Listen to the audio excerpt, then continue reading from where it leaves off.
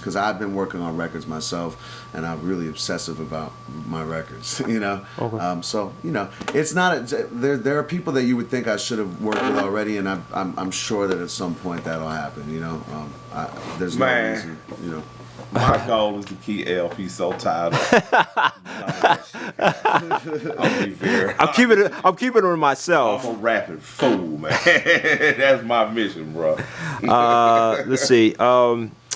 It is in interviews. It's been mentioned that drugs play some role in your creative process. That's as politically correctly stated as possible. Do either of you have opinions? Right. Do either of you have opinions about the marijuana decriminalization movement? Yes, we like it a lot. Fine. Okay. Thank you. Okay.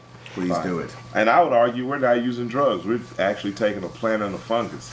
You motherfuckers are taking drugs. Nice. That's not cool.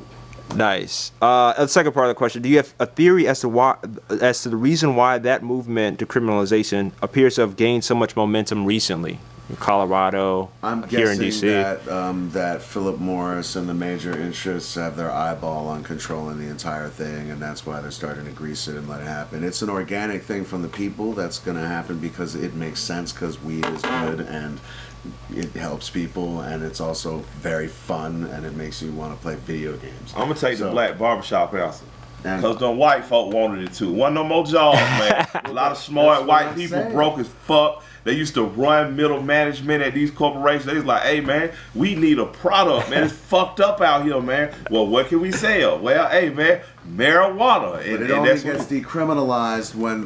gets decriminalized when corporate interests have their eye on making money from it.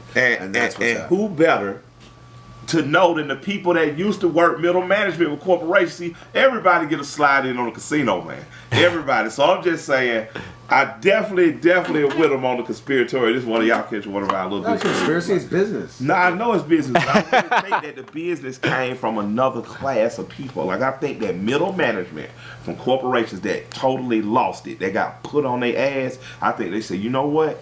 Yo, maybe we don't work for Philip Morris no more. We're gonna start our own cartel. I think we seeing two cartels gonna go at it, bro. Oh, okay. That's what I think. That's not a conspiracy. Come on. You started out like, oh, let me give you the folksy wisdom, and I think it's deeper than that. Ended with a conspiracy. Well, point being, someone wants that motherfucking shit legal. Exactly. It ain't just because poor black boy getting locked the fuck up, or two motherfuckers want to smoke and write rap. It's not rappers. It's not rappers. If rappers had political power, that shit would have been legal years ago. Exactly. Yeah. And the smartest thing you can do is keep your growers local.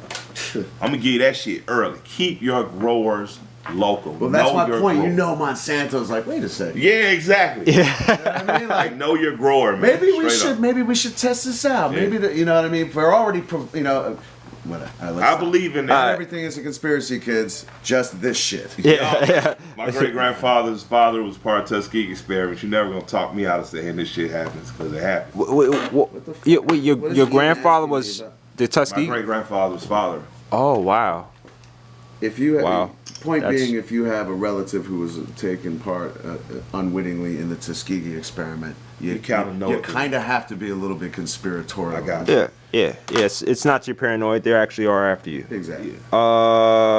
This is a good segue. Mike, you made some insightful comments about the situation in Ferguson and policing generally. Yep. It's been months, but there's been no indictment, and protesters are still on the street, getting arrested less, but not seeing any of the policy changes they're pushing to become enacted. Can we reverse the militarization of our police forces in the near future? Shouts out to Tefpo and Rocky Rockwell, who both are down there in Ferguson. They're St. Louis artists. Tefpo has literally put his career on pause to be an advocate on the street, and that's TEFPOE. Y'all guys check him out. The only way you're going to see a reversal of the militarization in the American police is when you see people at the NRA and pro-Second Amendment people put aside their bigotry and petty racism and perceived hatred that they're preached to, and people on the other side who are dim-witted, mostly by Democrats or led by leaders of communities of colors, to be totally against gun rights in this country, which no minority population, only free 51 years in the world, would agree to that, but us. Right. Only when those two people put their polarized points apart and get in the streets together and say no, will that happen. If that doesn't happen, then you keep nitpicking arguments, and you're going to see police forces buy more tanks. Hey guys, Okay. I gotta cut this interview short.